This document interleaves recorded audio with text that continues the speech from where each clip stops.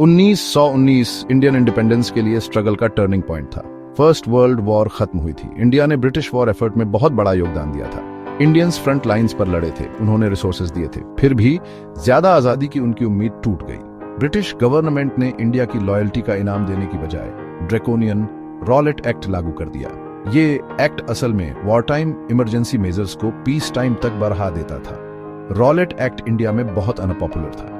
इसे इंडियन आवाजों को दबाने की कोशिश माना गया। इस एक्ट ने ब्रिटिश गवर्नमेंट को बहुत पावर दे दी थी। इसने बिना ट्रायल के लोगों को अरेस्ट और डिटेन करने की इजाजत दे दी। इसने स्पीच और असेंबली की आजादी कम कर दी।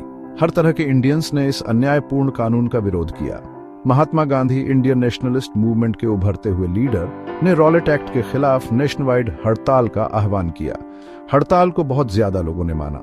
इसने इंडियन लोगों की एकता और दृढ़ संकल्प दिखाया। लेकिन ब्रिटिश एडमिनिस्ट्रेशन ने इंडियन लोगों की चिंताओं को दूर करने की बजाय और भी ज्यादा दमन से जवाब दिया। पंजाब प्रांत का अमृतसर शहर अशांति का केंद्र बन गया। शहर में मार्शल लॉ लगा दिया गया। पब्लिक गैदरिंग्स पर बैन लगा दिया गया। इसने कॉलोनियल हिस्ट्री की सबसे भयानक घटनाओं में से एक जलियांवाला बाग नरसंहार का मंच तैयार किया। 13 अप्रैल 1919 को बैसाखी के दिन अमृतसर के एक बाग जलियांवाला बाग में बहुत सारे लोग इकट्ठा हुए थे। बैसाखी सिखों का एक महत्वपूर्ण त्योहार है।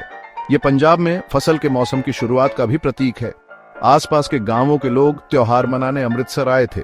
बहुत से लोग अथॉरिटीज के प्रोहिबिटरी ऑन ऑर्डर्स के बारे में नहीं जानते थे। जलियांवाला बाग में गैदरिंग पीसफुल थी। लोग स्पीच सुन रहे थे।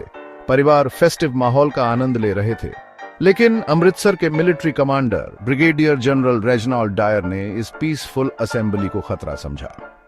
डायर आर्म्ड ट्रूप्स के साथ जलियांवाला बाग पहुंचा। बिना किसी चेतावनी के उसने अपने सिपाहियों को निहत्थे लोगों पर गोली चलाने का आदेश दिया। फायरिंग कई मिनट तक जारी रही। लोग दीवारों वाले बाग में फंस गए थे। कोई रास्ता नहीं था। जलियांवाला बाग नरसंहार ने पूरे इंडिया और दुनिया में सदमा पहुंचाया।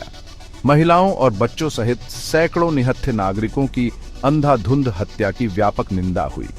ब्रिटिश रिकॉर्ड्स के अनुसार ऑफिशियल डेथ टोल 379 था, लेकिन इंडियन एस्टिमेट्स के अनुसार यह संख्या बहुत ज्यादा थी, लगभग 1000 के करीब।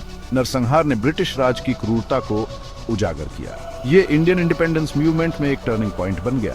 नरसंहार ने इंडियंस की एक पीढ़ी को कट्टर बना दिया। इसने ब्रिटिश भलाई के किसी भी भ्रम को चकनाचूर कर दिया। नरसंहार के कारण महात्मा गांधी के पूर्ण स्वराज के आह्वान के लिए समर्थन में भी वृद्धि हुई। ब्रिटिश गवर्नमेंट ने शुरू में डायर के एक्शंस का बचाव किया, लेकिन इंडिया और ब्रिटेन में हुए विरोध ने उन्हें एक इंक्वायरी हंटर कमीशन स्थापित करने के लिए मजबूर किया। कमीशन ने डायर के एक्शंस की निंदा की।